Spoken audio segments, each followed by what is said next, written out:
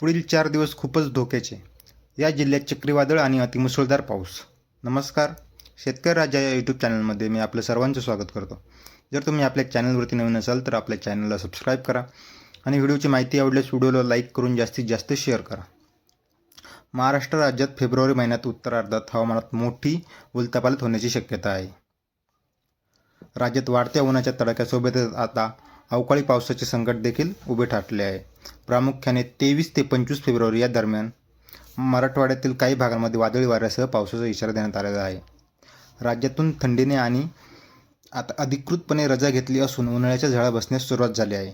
मुंबई, पुणे आणि नाशिकसह अनेक शहरांमध्ये दुपारचे तापमान 34 डिग्री सेल्सिअस ते 36 डिग्री सेल्सिअसपर्यंत पोहोचले आहे. विदर्भ आणि मराठवाड्यात तर उन्हाची तीव्रता अधिक जाणवत असून रात्रीची उकाडाही वाढू लागला आहे. उत्तर भारतात सक्रिय होणाऱ्या वेस्टर्न डिस्टर्बन्समुळे महाराष्ट्राच्या वातावरणात मोठे बदल होत आहेत. हवामान विभागाच्या नोंदीनुसार बंगालच्या उपसागरात कमी दाबाचे क्षेत्र तयार झाले आहे. यामुळे हवेतील आर्द्रता वाढली असून त्याचा परिणाम महाराष्ट्रात ढगाळ वातावरण तयार होत आहे. दक्षिण भारतातील राज्यांमध्ये देखील पावसाची स्थिती आहे. तर फेब्रुवारी महिन्याच्या अखेरीस 23 तारखेपासून वातावरणात बदल होत आहे. विदर्भात पावसाची शक्यता आहे.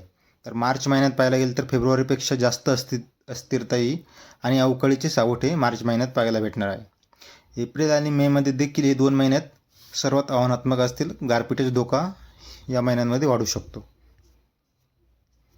तर आपली व्हिडिओची माहिती आवडल्यास व्हिडिओ लाईक करा आणि जास्तीत जास्त शेअर करा. धन्यवाद.